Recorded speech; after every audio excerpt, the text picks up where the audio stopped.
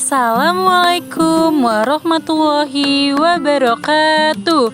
Halo, apa kabar anak bunda yang soleh dan soleha? Semoga kita semua selalu dalam lindungan Allah Subhanahu wa Ta'ala. Amin.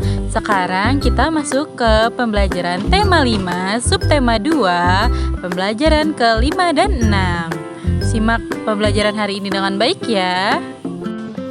Anak-anak, sekarang kita akan belajar tentang hubungan makhluk hidup dalam ekosistem. Pertama, ekosistem hutan hujan tropis. Pada ekosistem hutan hujan tropis terdapat tumbuhan seperti rotan dan anggrek, serta hewan seperti kera, burung, badak, dan harimau. Ekosistem sungai.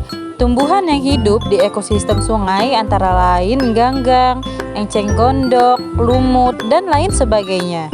Hewan seperti ikan, siput, keong, kerang, udang, ular, serangga hidup di ekosistem sungai. Ekosistem padang rumput. Tumbuhan khas ekosistem ini adalah rumput. Hewan yang hidup pada ekosistem ini contohnya bison, singa, anjing liar, serigala, gajah, jerapah, kanguru, dan ular. Selanjutnya, ekosistem gurun. Tumbuhan khas ekosistem ini adalah kaktus. Hewan-hewan yang biasa hidup pada ekosistem ini antara lain semut, ular, kadal, dan kalajengking dan unta. Lalu ada ekosistem taiga. Tumbuhan khas ekosistem adalah cemara, pinus, dan sejenisnya. Hewan seperti beruang hitam dan acan biasanya hidup di ekosistem ini. Ekosistem tundra. Tumbuhan jenis rumput tertentu saja yang mampu bertahan di ekosistem ini. Beberapa jenis burung bersarang di ekosistem tundra pada saat musim panas seperti angsa dan bebek. Anak-anak, semua makhluk hidup memiliki ketergantungan yang saling mengisi antara yang satu dengan yang lainnya. Manusia memerlukan tumbuhan dan hewan.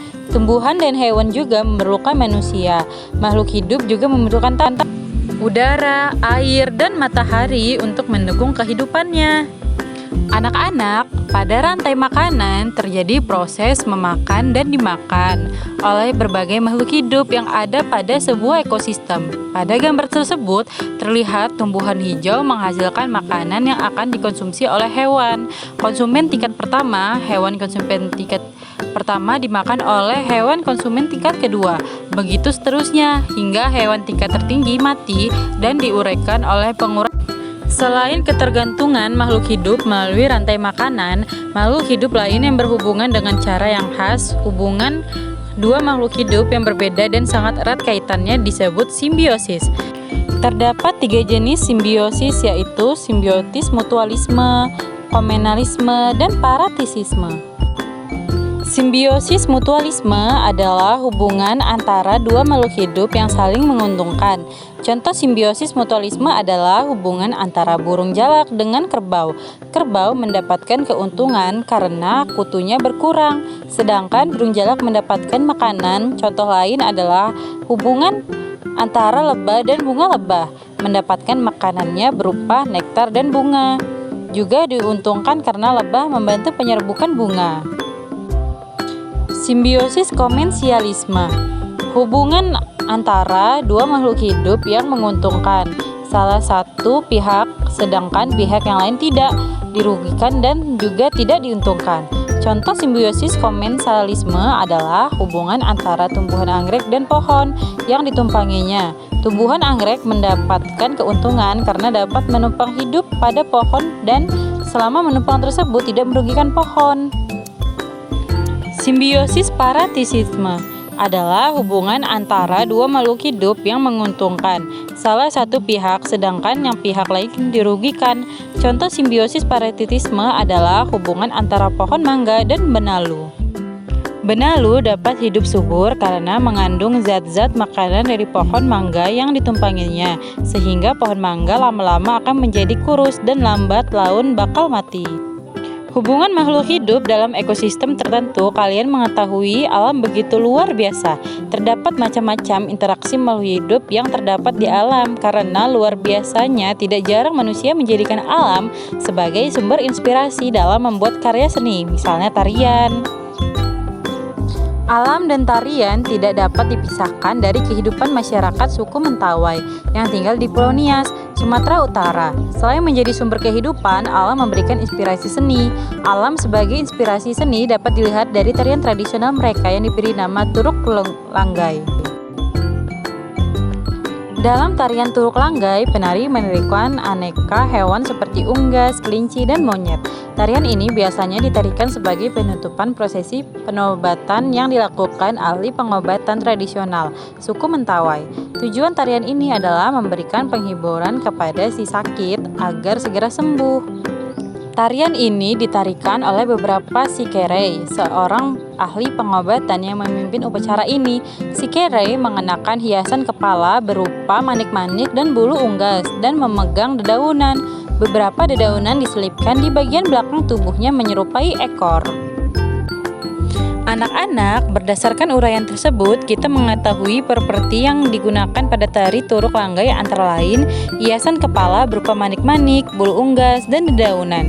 Tujuan tari Turuk Langgai adalah memberikan penghiburan kepada si sakit agar segera sembuh. Gerakan-gerakan yang dalam tari Lungkuk Lunggai antara lain gerakan bertingkat-tingkat sambil membungkukkan badan, kepala menggadah ke atas sambil mengepalkan daun. Di tangan, gerak kaki menggunakan papan lantai dan gerak berputar berkeliling.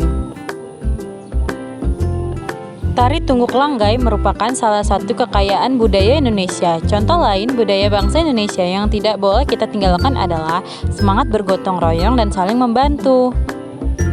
Merajut semangat kekeluargaan dan gotong royong.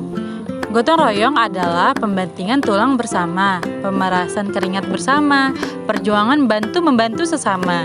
Amal semua buat kepentingan semua, keringat semua buat kebahagiaan semua. Demikianlah penggalan pidato Presiden Soekarno yang disampaikan dalam sidang BPUPKI tanggal 1 Juni tahun 1945. Gotong royong merupakan sebuah kegiatan bersama yang bertujuan mencapai kemajuan bersama. Gotong royong menumbuhkan rasa kebersamaan, rasa kekeluargaan, dan rasa tolong-menolong.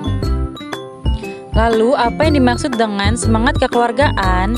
Sikap saling menyayangi, saling mengasihi, melindungi, merasa saling memiliki, turut merasakan penderitaan saudara, sebangsa dan setanah air merupakan contoh dari sekian banyak sikap kekeluargaan yang dimiliki oleh bangsa Indonesia sejak dahulu kala.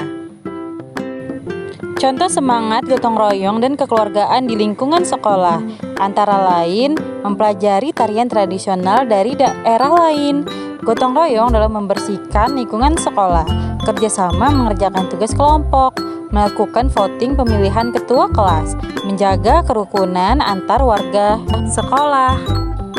Dan contoh semangat gotong royong kekeluargaan di lingkungan rumah antara lain belajar bersama dengan teman-teman di dekat lingkungan rumah, bergotong royong membersihkan rumah, mengadakan musyawarah untuk membahas sesuatu, saling membantu dan bekerja sama menyelesaikan tugas rumah, menjaga kerukunan antar anggota keluarga.